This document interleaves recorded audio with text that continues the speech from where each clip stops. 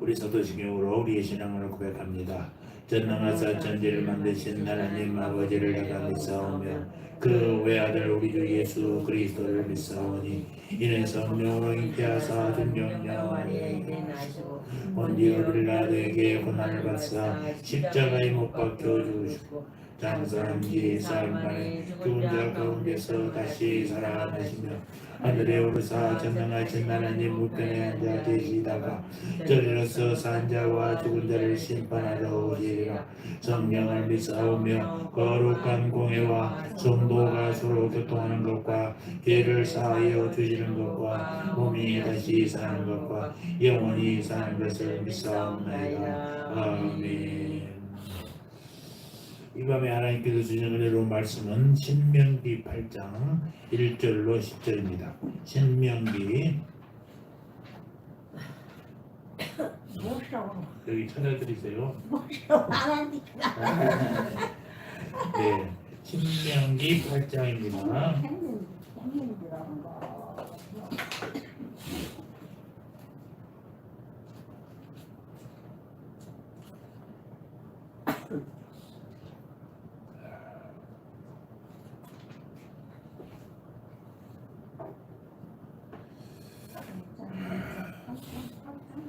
신명기 8장 1절로 10절까지를 한 절씩 교독하시겠습니다.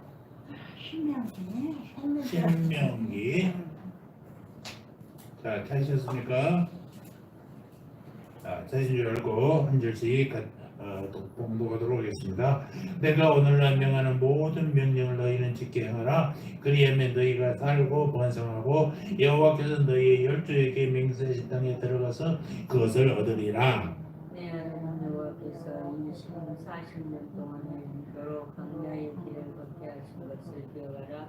이는 너를 낮추시니 너를 시험하사 내 마음이 어떠한지 그 명령을 지키는지 아니 지키는지 알려 하시니 너를 낮추시며 너로 줄이게 하시며 또 너도 알지 못하며 네 열조도 알지 못하던 만나를 내게 먹이신 것은 사람이 떡으로만 사는 것이 아니요 여호와의 입에서 나오는 모든 말씀으로 사는 줄을 너로 알게 하려 하심이니라. 이 40년 동안에 내 의복이 헤어지지 아니하고 내 발이 부르지 아니하였으니 너는 사람이 그 아들을 징계함같이 네 하나님 여호와께서 너를 징계하시는 줄 마음에 생각하고 내 하나님 여호와의 명령을 지켜 그 도를 행하는 그를 경외할지니라. 네 하나님 여호와께서 너로 아름다운 땅에 이르게 하시나니 그것은 골짜기에든지 산지에든지 시내와 분탕과 샘이 흐르고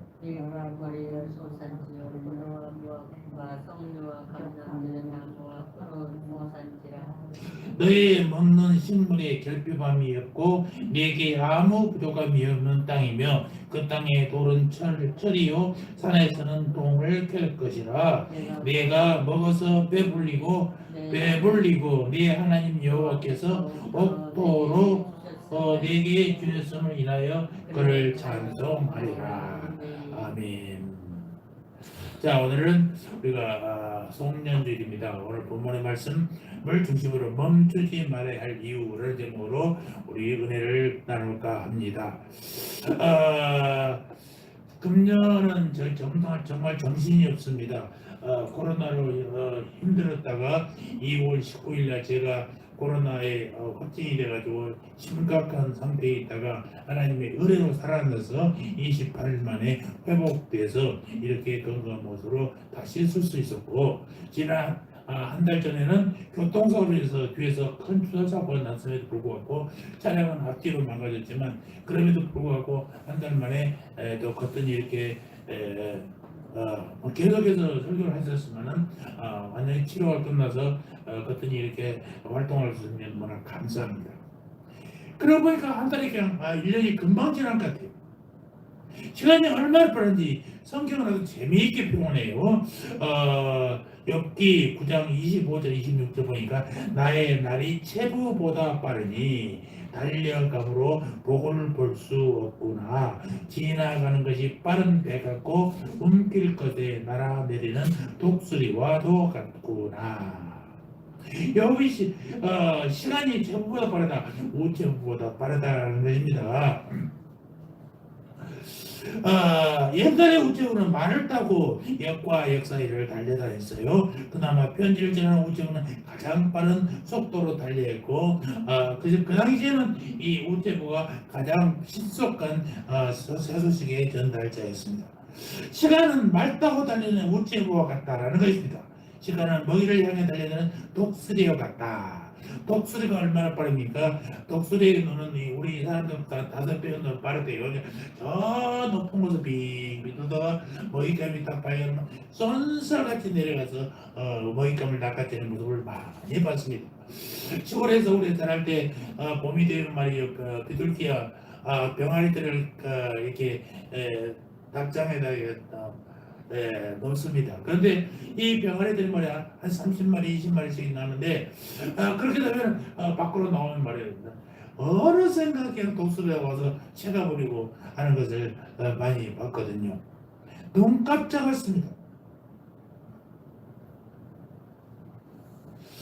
우리가 지난 1년을 그런 것 같아요. 코로나로 고생하고 그냥 회복하는 데 시간 보내고 그러다가 가을이 되고 겨울이 되고 한 해가 보냈습니다. 정말 너무도 아쉽고 서운하고 정말 정신없이 지내왔어요.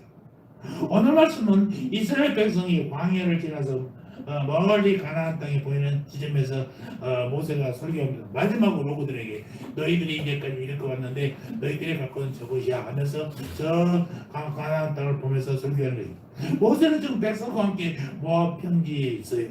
모압 평지는 여리고 맞은편 지금의 요르단 땅이 하나님의 명령에 따라서 40년 동안 백성들을 이끌고 정신없이 살아온 모세. 모압 평지에 서니까 지난 40년 과거가 주마등처럼 지나가고 있었겠죠. 뒤를 보니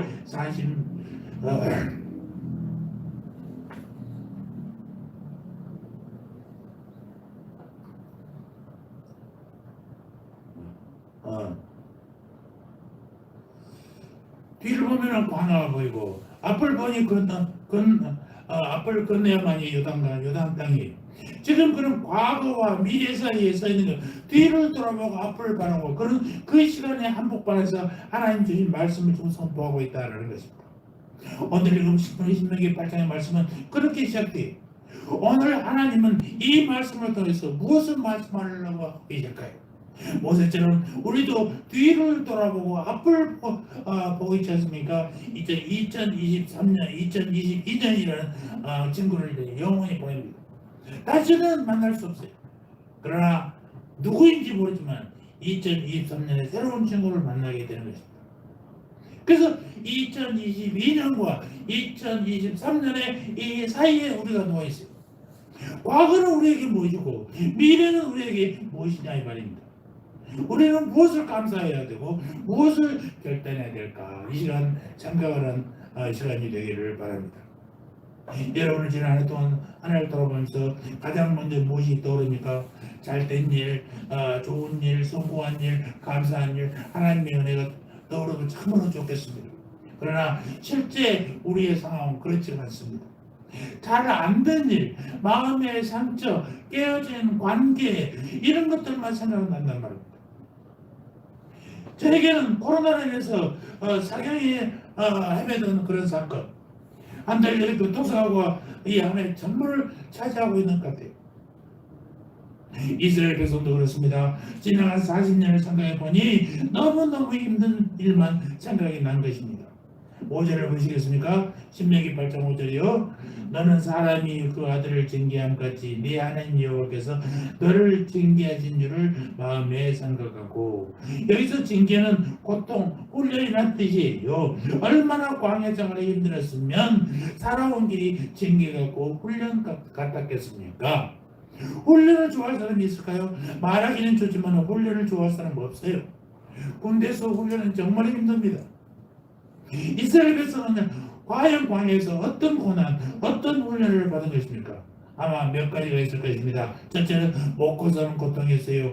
먹고 사는 것이 얼마나 큰 고통인지 모릅니다.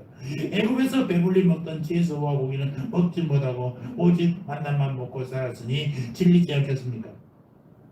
우리가 지난 한 해 가장 힘들었던 것은 아마 먹고 사는 문제였을 것입니다. 취업 문제, 직장 문제, 사업 문제. 먹고 사는 문제는 결코 쉬운 문제가 아니에요. 노력해도 노력해도 한이 없어요. 두 번째 고통은 단조로움의 고통이에요. 광야의 풍경은 변하지 않습니다. 매일 걸어도 그 모습이요. 보이는 것은 벌판이요, 지평선뿐이고 때나 때 뜨거운 햇빛뿐이라는 것이죠. 늘 변화가 없으면 사람이 우울증에 걸립니다. 때로는 벗어나고 싶어도 벗어나지 못하고 여기까지 왔어요. 가야지 하면서도 그 흔한 여행 한 번도 못 가고 살아왔다라는 거죠. 세 번째는 아마 인간관계의 갈등이 아니었을까 생각합니다. 생각해보시죠. 같은 사람들끼리 40년을 함께 걸었다면 얼마나 많이 부딪혔겠습니까? 좋은 일만 있었겠습니까? 싸움도 있었고 정말로 중상모략도 있었을 것입니다. 늘 가까운 사람끼리 주고받는 상처가 제일 많아요. 모르는 사람들 상처를 주지 않습니다. 가까운 사람 함부로 해요. 저도 가끔 우리 사모한테 막 함부로 해서 하고 나면 미안한데 그게 준비가 되지 않아. 사모니까 내가 그렇게 하지. 옆집 여자한테 그랬으면 내가 미친 사람도 저러질 거 아닙니까? 그래도 믿으니까 그러게. 근데 믿으면 더 잘해줘야 되는데 그렇게 우리들이 말이 함부로 나오고 믿으니까 그냥 생각을 주머니 나가더라고요. 여러분도 아마 여러분에게도 지난 한 해 동안 상처 주고 마음 아픈 사람들이 대부분 여러분들 주위에 있는 사람들이 가까이 있는 사람들일 것입니다. 이게 고슴도치 사랑이에요. 고슴도치는 가깝게 몸을 가까이 하면요 서로 찌르는 거예요. 그렇다고 좋은데 떨어져서 살 수도 없지 않습니까? 가족이 그렇고 교인들이 함께 사는 것이고 직장 동료가 그런 거죠. 가까이 할 수밖에 없고 가까이 하면 찌르게 되는 거죠. 그 속에서 우리는 살아왔고 살아가게 되는 것이다 이것입니다. 네 번째 아마 밖에선 대적들로 인한 고통도 있었을 것입니다. 40년 광야 생활 중에 이스라엘은 하루 한날 편한 날이 없었습니다. 애굽에서 바로가 학대하고 시내 광야에서는 아말렉이 공격하고 에돔 땅에서는 에돔 왕이 모압 땅에서는 발람이 비산에서는 비산 왕 옥이 공격했습니다. 많은 대적자 방해꾼들 때문에 뻔뻔히 길이 막혔어요. 이스라엘 백성이 그 땅에 들어오지 못하게 막았던 가나안 족속이 큰 성을 쌓았는데 그 성 이름이 뭐예요? 아라드 성이에요. 아라드 성. 이런 여러 가지 방해 공격을 위해서 이스라엘은 38년을 광야를 배회하면서 살았습니다. 민수기 21장 4절 보면은 백성이 호르산에서 진행하여 홍해길로 쫓아 에돔 땅을 둘러 행하려 하다가 길로 인해 백성의 마음이 상하니라 라고 표현하고 있습니다. 여러분 한 해 동안에 얼마나 마음이 많이 상하셨습니까? 따르는 목적지가 뻔히 보이는데 갑자기 방해꾼이 나타나 길을 막지는 아니하셨는지요. 그 대적이 대학의 길을 막고 사업의 길을 막고 건강한 길을 막고 영원 구원의 기회를 막지 않았겠습니까? 그래서 마음이 상하지 않았겠습니까? 광야는 그런 것이에요. 상처를 받을 수밖에 없는 것이 광야예요. 또 하나가 있는데 우리에게 희망이 사라지게 하는 고통이 있다라는 것입니다. 먹고 사는 문제도 힘들고 하루하루 단조롭고 가까운 사람과 부딪히고 대적자들이 길을 막으면 영혼은 지치고 희망은 사라지게 됩니다. 그때 생기는 것이 뭐예요? 낙심이라. 잠언 32장 13장 12절을 보면 소망이 더디 이루어지면 그것이 마음을 상하게 하거니와. 내가 바라는 것이 이루어지지 않으면요 이게 언제 이루어질까? 2년, 5년, 10년 그러면 안 되면 말이죠. 이거 어떻게 돼요? 낙심. 이거 하면 보여요. 그렇습니다. 오늘 송구 형식이 무슨 날인지도 모르고 예배를 오라고 문자를 보내도 반응하는 사람들은 뭐 예배 한두 번 안 나와도 아무렇지 않대. 예배 교회 안 나오고 사는 사람도 잘못 살대. 이렇게 생각하고 있는 거지. 참으로 어리석은 사람들이 여러분 꽃꽂이가 화려한 것 같습니다. 꽃을 꺾고 이렇게 화분에 놓으면 화려하잖아요. 그럼 언제까지 가겠어요? 꿀을 갈아주지 않으면 가는 거예요. 아직은 그들이 팔팔하고 잘한 것 같지만 이게 10년, 20년이면 우리가 하나님 앞에 걸릴 거예요. 백보자 심판에서 서러운 꼴을 당하게 됩니다. 내가 그때 좀 더 예배를 철저히 지킬 걸, 신앙생활 할 걸 해봐야 그때는 돌이킬 수가 없어요. 영원히 죽지 않는 영면의 길에 처하게 되는 것이고, 믿음이 충만하고 하나님을 섬겼던 사람들은 백보자 심판이요, 이 영광의 자리, 천국을 향해서 문을 열어주는 그런 자리란 말이에요. 얼마나 감사해요. 두렵지가 않아요. 그저 기뻐요.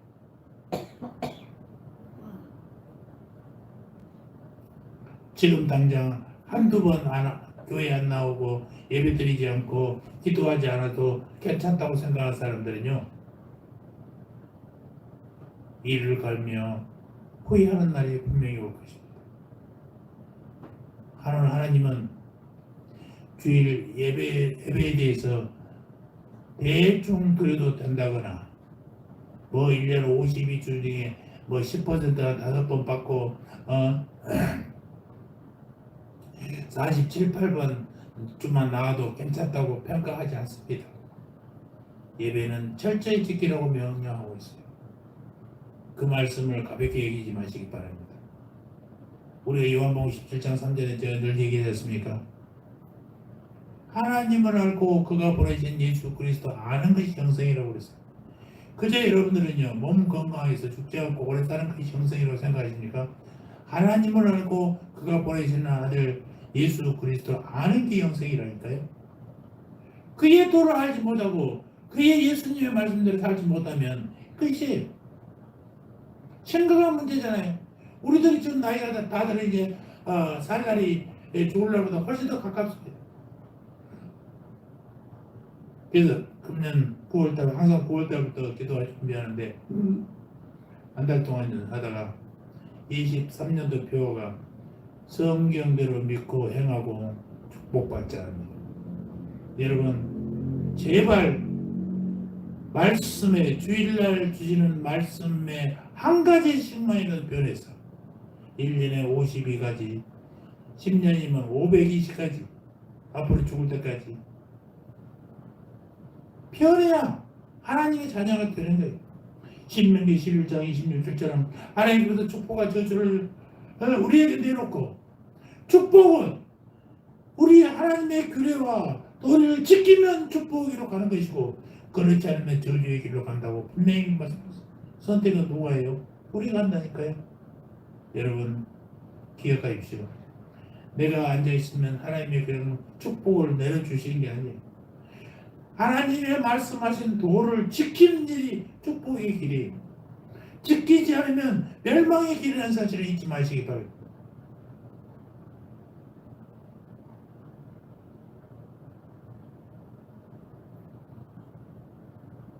우리의 가장 큰 위기는 이 소망이 사라지는 위기예요. 소망이 사라지면 모든 다 사라져요. 한 해를 지내면서, 3년 동안 코로나를 지내면서 이런 고난을 겪지 않았으면 언제 끝날까? 끝이 보이지 않아.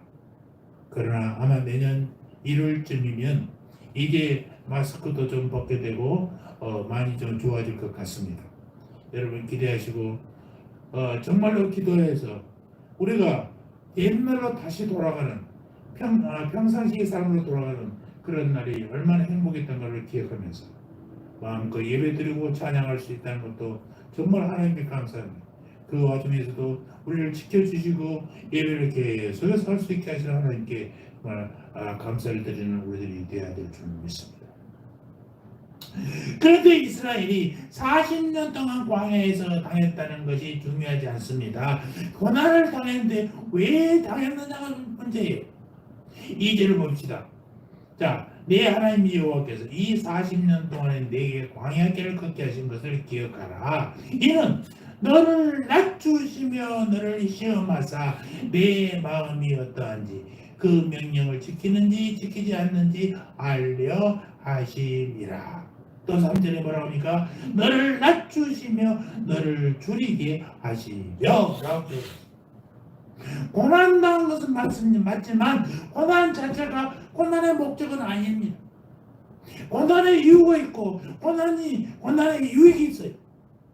그런데 이것은 절대 내 입장, 내 관점, 내 생각에서 보면 이해가 되지도 않고 납득도 되지 않습니다.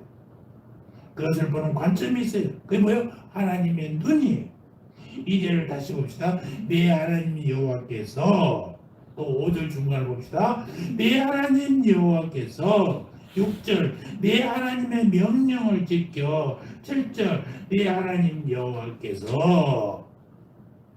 오늘 말씀에서 가장 많이 나오는 키워드는 뭐예요? 내 하나님 여호와, 너의 하나님 여호와께서 말이죠. 이것이 이스라엘 백성들이 당한 고난과 무슨 관계가 있느냐? 고난을 바라보는 시각이란 말이에요. 다른 눈으로 보면 설명이 안 돼. 왜 먹고 사는 것이 그렇게 힘든지, 왜 단조로운 생활을 40년 동안이나 해야 하는지, 왜 매일 만나는 사람들과 부딪히고 살아야 하는지, 왜 이유 없이 밖에서는 시험과 환난을 당하고 살아야 되는지, 왜 그것 때문에 좌절하고 낙심해야 하는지 아무리 생각해도 이해가 되지 않는다는 것입니다. 내 눈으로 보았기 때문에. 그런데 하나님의 눈으로 보면 풀린다는 말입니다. 다시 이해를 봅시다. 내 하나님 여호와께서 이 40년 동안에 4개의 광야 길을 걷게 하신 것을 기억하라. 여기까지가 사실이에요.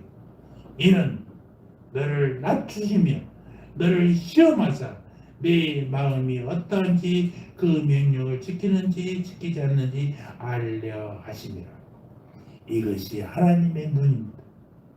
또 나옵니다. 3절 너를 낮추시며 너를 줄이게 하시며 또 너도 알지 못하며 내 열조도 알지 못하던 만나를 내게 먹이신 것은 사람이 떡으로만 사는 것이 아니요 여호와의 입에서 나오는 모든 말씀으로 사는 줄을 너로 알게 하려 하심이라.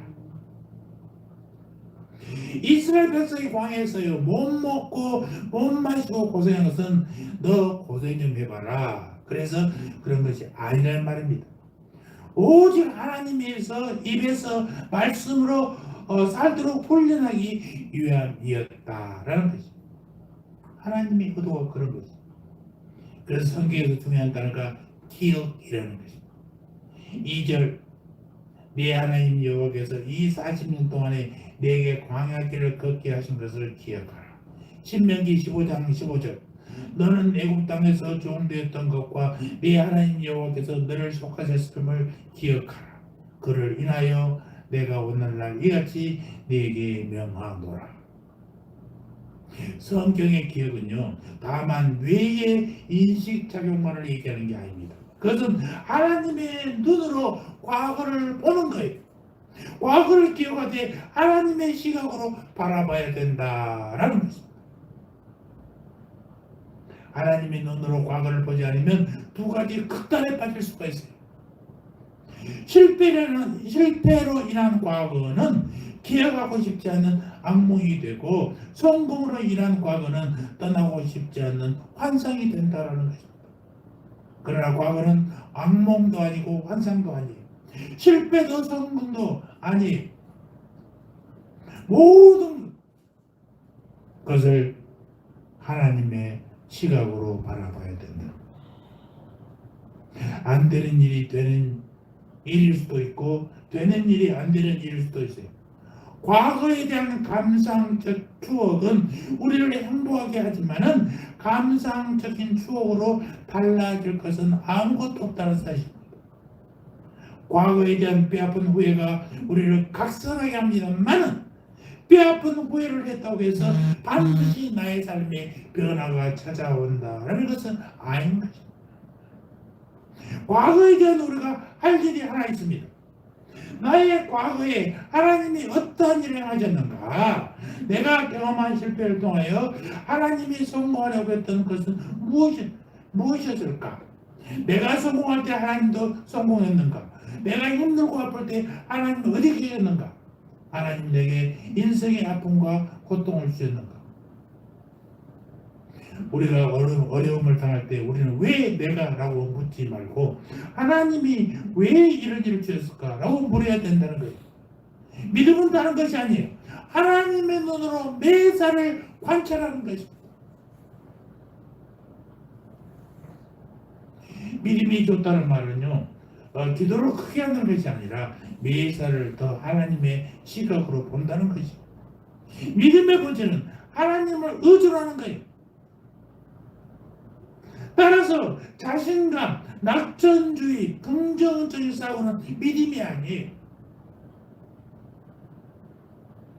나는 할 수 있다, 자신감, 잘 될 거야, 낙천주의 하면 된다, 긍정적인 사고는 자기로부터 나와 자기를 의지하는 것입니다.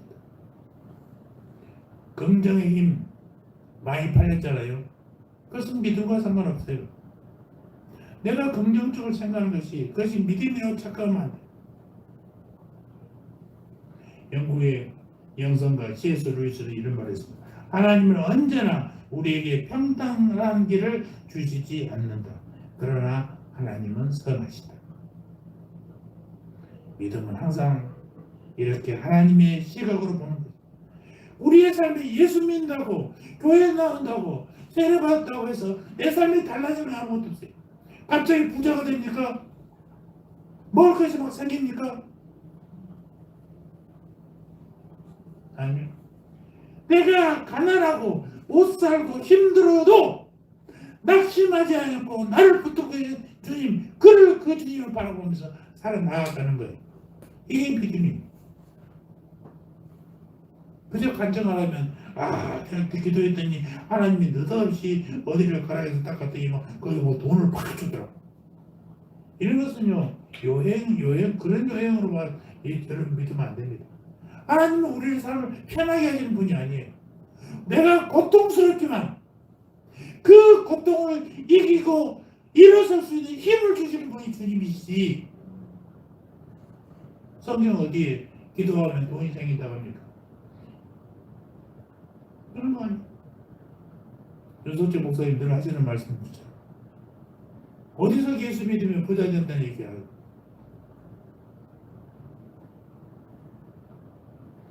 성경에 우리 성경들을 믿고 행하고 축복받자니까 그 축복을 사람들 뭐라고 하는지 아세요? 우리 교회가 이렇게 되겠다니까 축복 돈이 들어올까? 사람들이 많이 올까? 전도가 될까?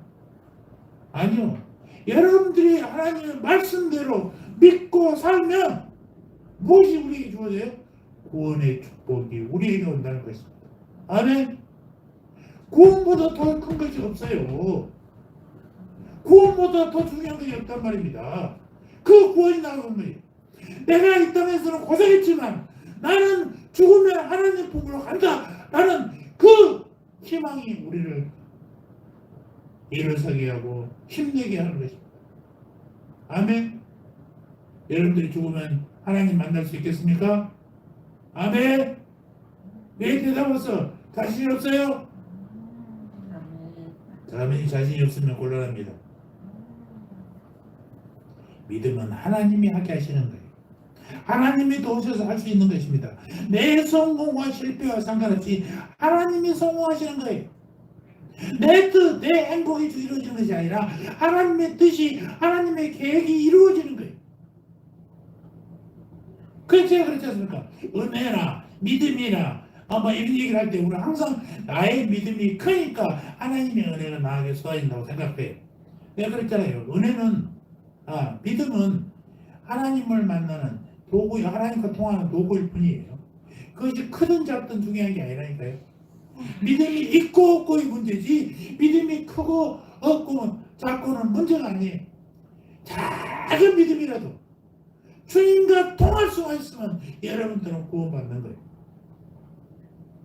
하나님께서 그 넘치는 은혜로 우리를 사랑해 주시기 때문에 우리가 구원받는 것이지 내 믿음이 크고 열성적이어서 구원받는 건 아니란 말입니다.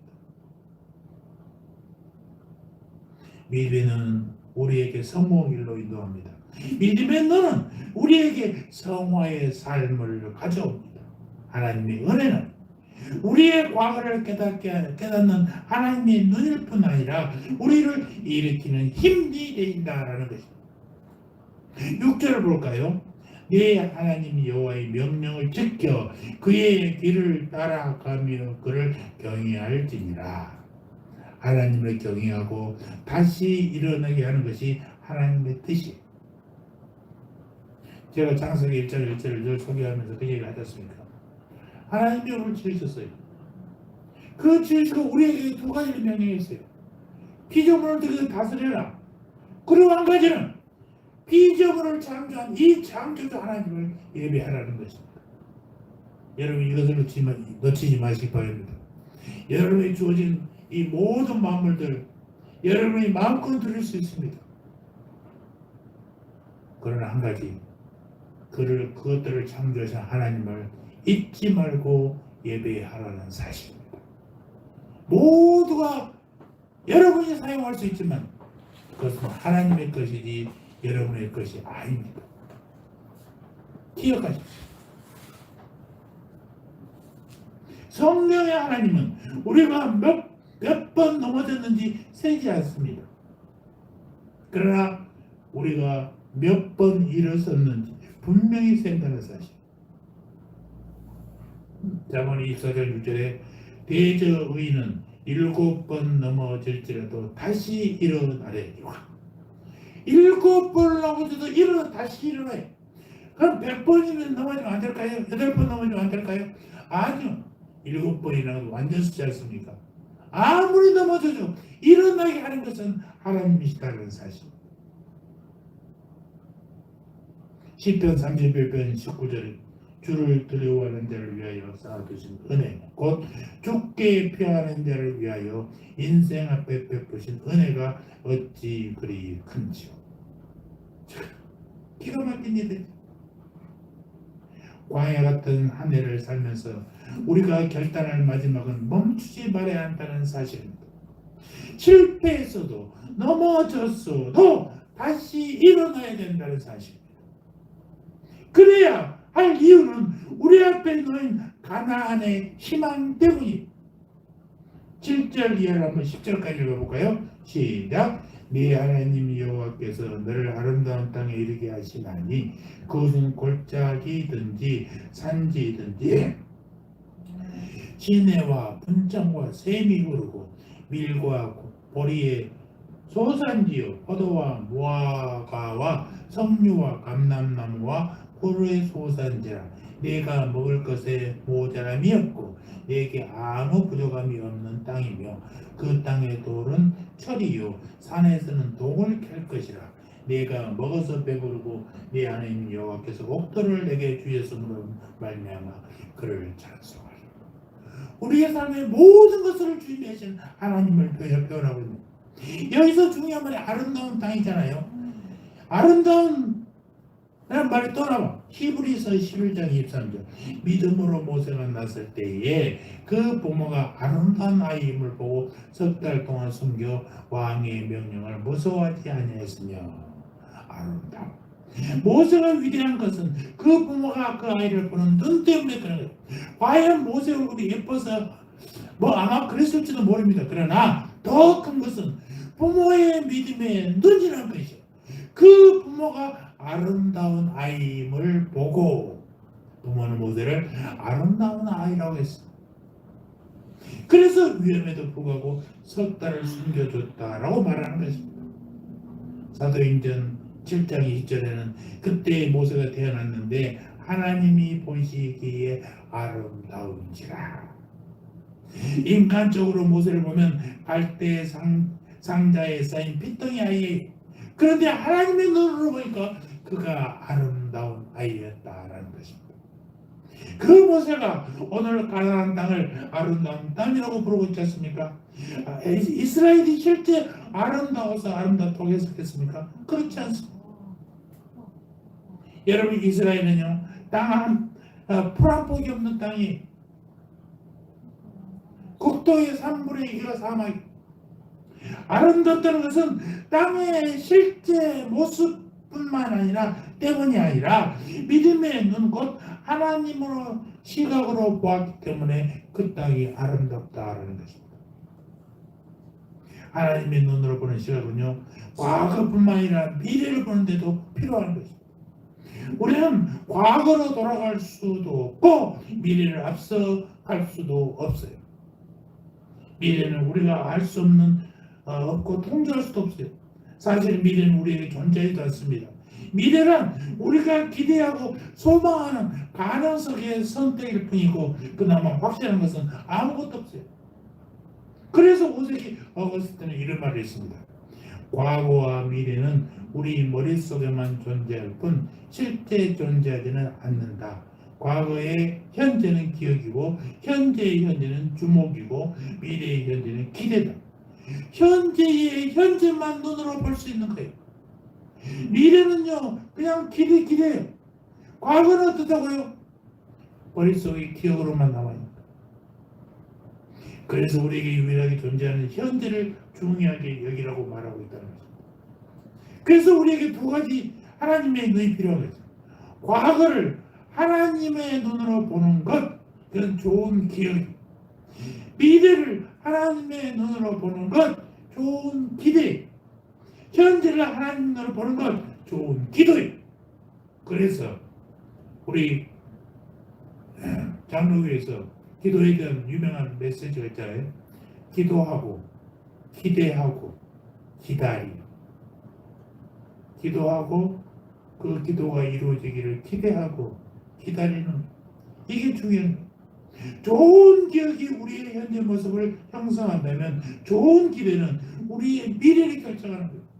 그리고 우리 현재는 좋은 기도가 필요한 것입니다. 내 앞에 보이는 시각 볼 수 있는 것은 현재뿐이에요. 여러분은 여러분의 미래에 대하여 기대를 가지고 있습니까? 신문을 보면 기대할 수 없습니다.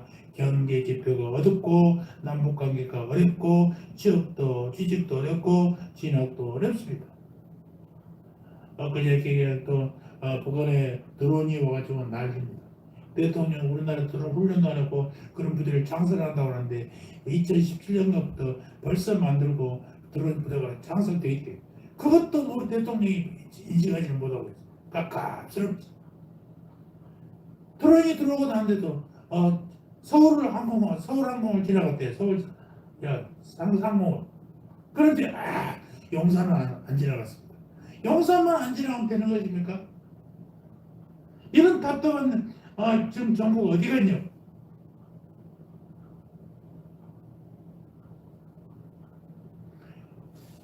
그래서 어제는 우리나라가 미사일을 하나 쐈어요. 고체연료 시험을.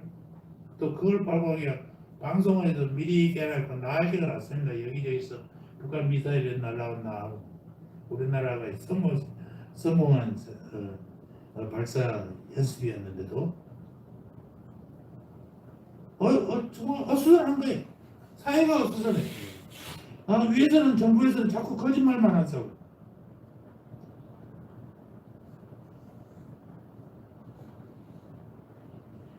이렇게 어렵고 암울하지만 되는 것이 하나 있어요. 뭐예요?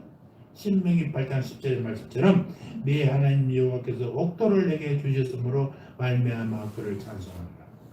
하나님 여호와께서 움직이면 되는 거예요.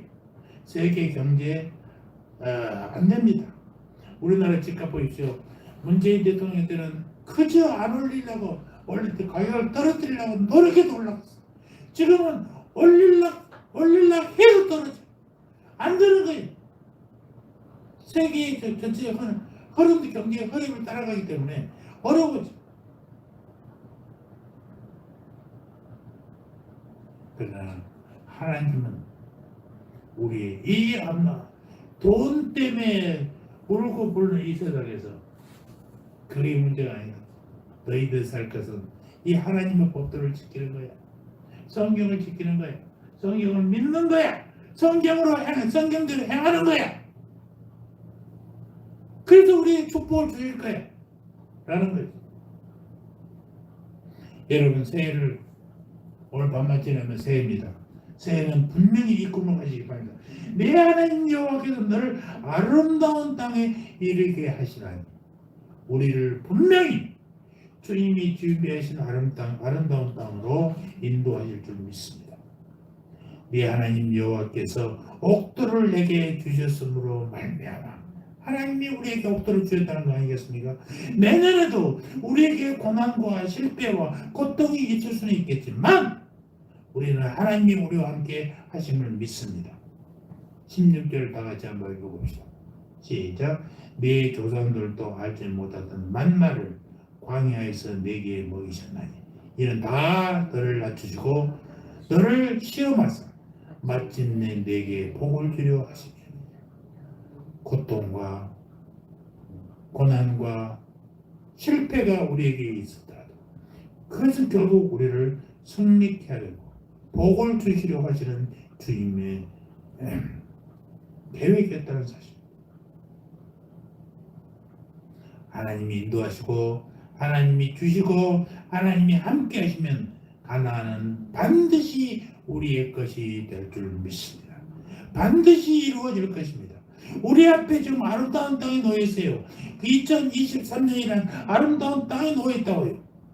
그래서 우리의 발걸음을 멈추지 마시기 바랍니다. 그래서 주님이 주신 능력을 믿고 앉아있지 말고 일어나 걷는 축복이 우리에게 있기를 바랍니다. 저는 기대하기는 내년에 우리 교회가 빨리 이전했으면 좋겠습니다. 이 지역에서 개발이 돼서 이전함으로써 새로운 환경에서 새로운 마음으로 우리들이 15명이 한 명씩만 전도하면 10명이 10명이 한 명씩만 전도하면 20명이 될 수 있습니다. 이 희망을 갖고 이 표를 갖고 전진하는 여러분들 꼭 되시기를 주의를 축원합니다. 아멘. 23년도 표를 다 같이 다시 한번 읽어봅니다. 시작. 성경대로 믿고 행하고 축복받자. 아멘. 축복받기를 바랍니다. 할렐루야. 하나님 우리 아버지, 한 해 동안 코로나로 교통사고로 많은 고난을 받았습니다. 그러나 새해를 맞이하면서 하나님의 은혜의 눈으로 바라보게 하시고 가난의 희망 때문에 우리의 믿음의 발걸음을 멈추지 말게 하여 주시옵소서.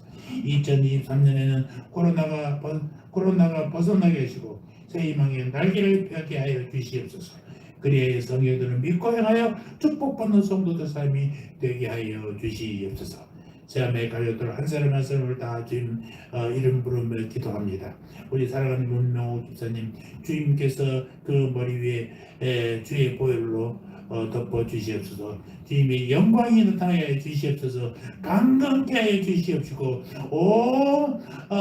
고통과 아픔을 다 주님께 치료하여 주셔서 관절도 새로 나게 하여 주시옵시고 아버지 하나님이여 힘이 다시 나서 아버지 하나님께 충성 다하는 귀한 집사님 되게 하여 주시옵소서. 오늘도 아버지 하나님 한 해를 주님께서 지켜주심을 감사해서 이렇게 물질을 주님께 바칩니다. 주여 그 마음에 아버지 하나님 축복하여 주셔서 복을 더하시고 그의 자손과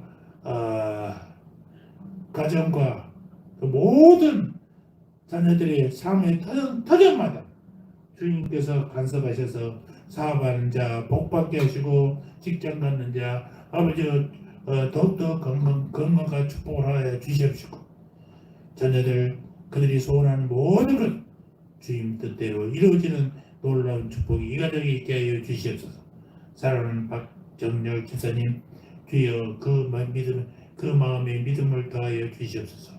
어떠한 고통 속에서도 주님만을 붙잡고 나가는 집사님 되게 하여 주시옵소서. 그가 세상에서 힘들고 아무 일도 못하지만 주님께서는 그를 불쌍히 여기시고 그에게 능력 주셔서 믿음 갖게 하시는 줄 믿습니다. 주님 부르기 전까지 단단한 믿음 가지고 나아갈 수 있도록 주여 축복하여 주시옵소서. 우리 박덕희 집사님 주님께서 축복해 주셔서 수술한 돈도 이제 다시는 병원에서 지지 않냐고 하나님께서 믿음으로 밝히보는 귀한 집사님 되게 하여 주시옵소서. 광명자 성도님 그 건강을 지켜주시옵시고 아버지여 더욱더 자녀들과 함께 믿음으로 성장하는 그 가정 되게 하여 주시고 자녀들에게 보이는 어머니의 믿음이 믿음으로 자라게 하여 주시옵소서. 사랑하는 시온의 가족도 주님 축복하여 주시옵소서. 하는 일이 정말 하나님 일 때문에 교회를 못 나가고 믿음 생활 하지 못하도록 믿음 생활 하지 못하는 일이 없도록 주여 축복하사 믿음의 자녀로 키워지게 하여 주시옵소서. 사랑하는 사모님도 지켜주시옵소서. 건강도 지켜주시옵소서. 하는 일도 주님께서 지켜주시옵소서. 감사합니다. 예수님의 이름으로 기도합니다. 아멘. 축도를 마치겠습니다.